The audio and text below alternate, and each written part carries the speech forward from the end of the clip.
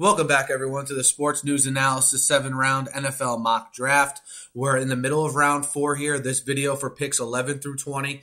Certainly a lot of values available here at positions of need for these teams drafting in the middle of the 4th round. And let's get right to it with the Detroit Lions, who pick at number 11. And I know Joseph Fourier is going to move into that prime tight end role with Brandon Pettigrew presumably not being re-signed. And I think, the tight end out of USC, Xavier Grimble, is a nice fit here for the Lions. I think he could be a nice complement to Joseph Fourier. I don't expect Fourier to be the only tight end there in Detroit. I expect him to be the main one. I think Grimble, again, can be a solid addition here, the 6'5" tight end from USC to the Lions. Pick 12, the Tennessee Titans. At the Titans, Alteron Werner is going to hit free agency. I'd be surprised since they let him get to free agency if they re-sign him. They're going to need to add some depth at the cornerback spot. Walt Aikens, the cornerback from Liberty, small school guy, played very well at the East-West Shrine game, particularly in man-to-man coverage, which NFL teams rely on these days, especially in that hybrid scheme that Ray Horton is going to run out there in Tennessee. So give me Walt Aikens, the cornerback from Liberty, to the Titans at pick 12. Pick 13 belongs to the Giants. The Giants running back situation is very cloudy here. They have a free agent, that they need to sign, in, of course, Andre Brown. But David Wilson, who they spent a first-round pick on a couple years ago with those neck issues, who knows if he'll ever be the same. Jeremy Hill, the running back from LSU, even if Wilson is able to play, if Andre Brown is not re-signed, Jeremy Hill can be that thunder, to David Wilson's lightning. Jeremy Hill, the running back from LSU, to the Giants at pick 13.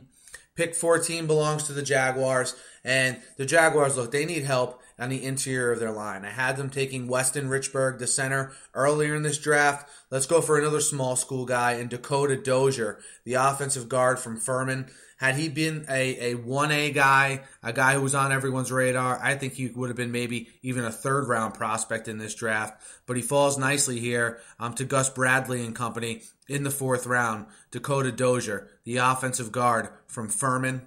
Pick 15 in the Jets, and when Rex Ryan can, he'll pluck some guys from in the secondary. The Jets are going to have a needed safety. Ed Reed was a little bit of a failed experiment. Antonio Allen really struggled last year.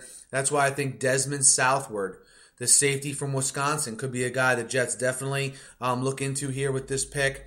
I think he can provide depth right away and maybe be a guy outside shot can start in year 1 for the Jets. Dezmen Southward, the safety from Wisconsin.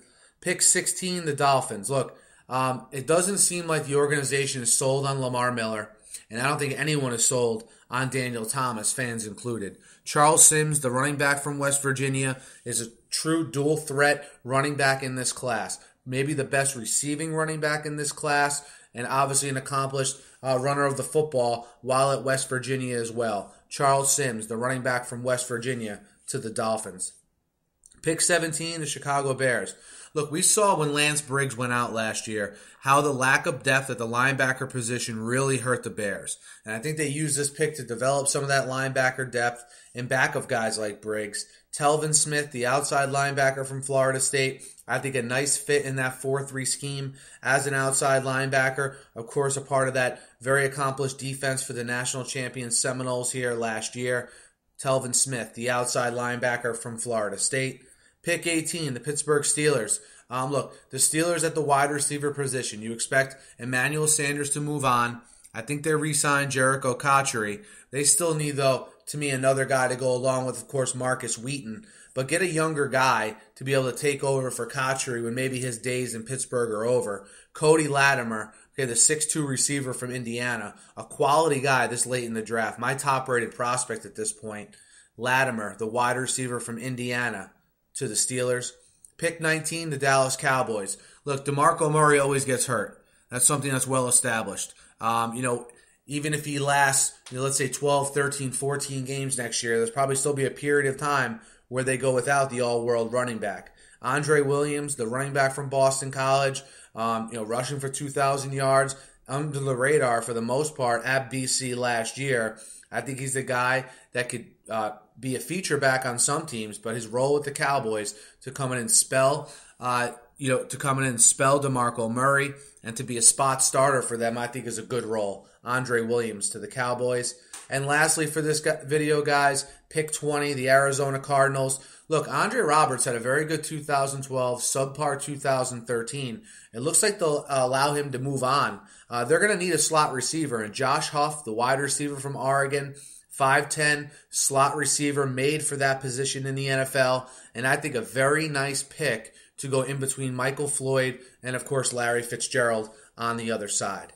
Guys, that's picks 11 through 20 of round 4. Let me know what you guys think in the comments. As always look forward to the local point of view on some of these picks that I've made. How do they affect your team? What do you think of them? Be sure to subscribe to my channel, guys. I do videos, the mock draft, obviously, I'll be finishing up here in the next 2 or 3 days. I cover the NFL wall to wall. So be sure to subscribe. Always something going on here. Thanks again for listening, and have a great night.